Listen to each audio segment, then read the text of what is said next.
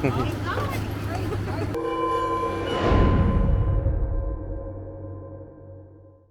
you guys, Jesse here with Summit 4x4 Company. Today we've got the pleasure of Officer Crawford, Officer Altop with Benny and Cooper. Correct? Nailed it. Awesome. All right. We just wanted to do a little informational video and kind of talk to the officers and their canines a little bit about what they do. So without further ado, tell us a little bit about yourselves, the dogs here, kind of what it's like to be in a life of a canine unit, and for you and for them. So I've been with the police department about 8 years now. okay. I'm a new handler, so I've only been doing this for a little over a month and a half. Okay. It's a little bit of a change. Now you're in charge of another live thing, animal. You're taking care of it 24/7. He comes home with me, so we're together every day, all day. So there's no clock in, clock out for the dog. I mean, you guys are attached at the hip. Everything you guys do, you do together. Yeah, we're on call 24/7, so Okay. anywhere in the county they need us, they'll call us up. Okay. And so you said you've been with the police department for 8 years. Yep. And how long have you been handling? About a month and a half now. About a month and a half. Okay, Yeah. so you're probably drinking from a fire hydrant there. Oh, you said it right, yeah. Okay. Yeah. Awesome. What kind of training did you have to go to become a handler? We did an in-house academy. Okay. So Kyle was my instructor. Benny was already certified with a prior handler, so Benny was teaching me how to be a handler. Okay, interesting. Yeah, so the roles were reversed. I was actually a field training officer before I was a handler. So I went from the trainer to the trainee very quickly. Okay, awesome. And how's that first month and a half been? Exciting. Yeah? Very exciting. Yeah, we got certified, what is it, 3 weeks ago now? Day one after being certified, he went out and had a drug bust. Okay. Positive alert to the vehicle, and ended up finding some drugs inside the vehicle, which is a cool feeling. Good. Knowing that we're out there making a difference. Yeah, awesome, man. Doing their job. All right, and Officer Altop, tell us a little bit about you and about your canine here. I'm Kyle, this is Cooper. I've been with the department for going on 4 years. I've been with Cooper since November 20th of last year.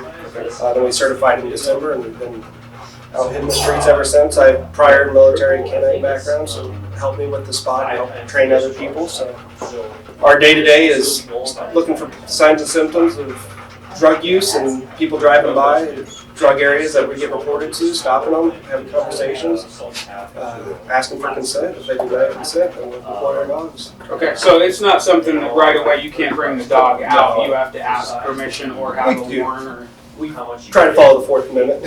Sure. So we'll ask for consent if we build reasonable suspicion, if their stories don't make sense, if whatever the case is, there's a whole different rules and ways we have to follow. But if it doesn't make sense, we ask for consent. If they deny it, and we have enough to run our dog, we'll do a free air sniff around the vehicle. Okay. If the dog alerts, that gives us probable cause to search the vehicle for our files. Okay. They're trained in coke, heroin, methamphetamine, and fentanyl. Okay. And tell me why the yellow lab? What's good about this breed for this type of job? They're hard workers. Normally, most people see the Malinois and Shepherds. Those are usually your dual purpose, your patrol dogs, which do the bite work and search for bad guys, and the narcotics. We went with the yellow lab for the PR aspect. We take them into schools. Not that the Malinois and Shepherds couldn't, but most people are more apt to run up to a lab and give them kisses and hugs. Yeah, in the school aspect, they have plenty of energy, as you can see. They get along with the public.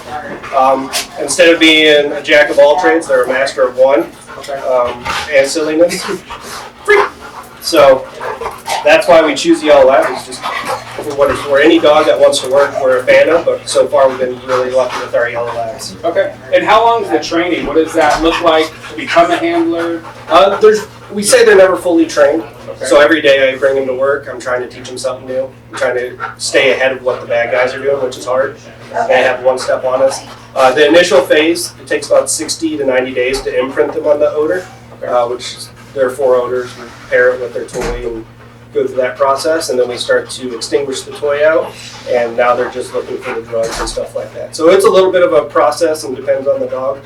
And then with training Troy, it was trying to find their happy medium of a trained dog and an untrained handler, and those two having their delicate dance together and figuring out how to work together. Okay. Because he's coming from a different handler, and every handler is different. So Yeah. he had to speed up, and the dog had to slow down until they find that happy medium. But now they're out there killing it.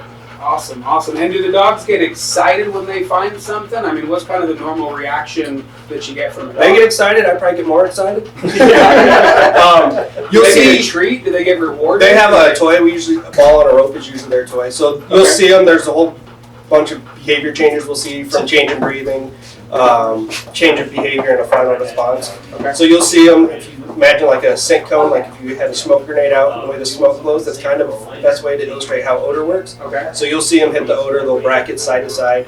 They'll pinpoint on the odor. They'll stop and stare at it. You'll see a whole other behaviors from their tail wagging to their just excited and give them their toy and search the car. Awesome. What's the normal time frame for a canine to be in a position? How long their Yeah. working life? Yeah. It depends on the dog. In the military, we didn't want to push them past 10. It's not fair to send them to the Middle East when they're that old. Some dogs could do it, but we still didn't want to send them. Some dogs at 7 or 8, they're just like, we're done. So it depends. With these guys, they have great health care and they're pretty spoiled. Okay. So hopefully 10 years will look so they can still have that quality of life after work. Sure, sure. Awesome. And while we're on that topic, one thing that we wanted to bring up was that healthcare and kind of whose responsibility is it for the care and the food and all of that with the canines? That is ours. So at the Prescott Police Department, we are not funded by the police department. We're grant donation based. So Paws and Claws and Olson's Grain provide the dog food for both of them. Nice. We do pay for the medical care through donations and grants. Okay. And they go to the vet every time they need something. The vets are really good at taking care of them. Okay. So it's our job to raise the money and make sure our unit is funded. Awesome, awesome. And that's really, you guys, that's where we're coming in right now, is with this run coming up on Saturday with Sandy with Paws and Claws. We're going to offer, a suggested donation per rig of $10. If you guys can give more than that, great. It's not required, but it would be highly suggested if you guys are coming on the run. And Lori, if you can share a little bit about the run this Saturday. Yeah, we're going to go out Perkinsville Road. We're going to hopefully get a really good doggy picture on the Perkinsville Bridge. That's what it's called. Okay. Then we'll go down. There's a big area where used to be a mine that has an open area that the guys are going to show us what the dogs can do, or the dogs are going to show us what they can do. And then we're going down. There's a place where the Verde River kind of bunches up and makes a swimming hole, and so we have a swimming hole there for the dogs, kids, grandmas, whoever wants to swim. Awesome. And all the dogs get to run wild, right? All the dogs are on a leash. There we go. You guys are leashes, Absolutely. please, you guys. Leashes are required, absolutely. But it should be a super fun day. Very cool. And again, you guys, if you can come along and help support, even if you can swing by and drop a donation off, if you're not going on the run, that would be greatly appreciated. There are more details on our Facebook page under the events tab.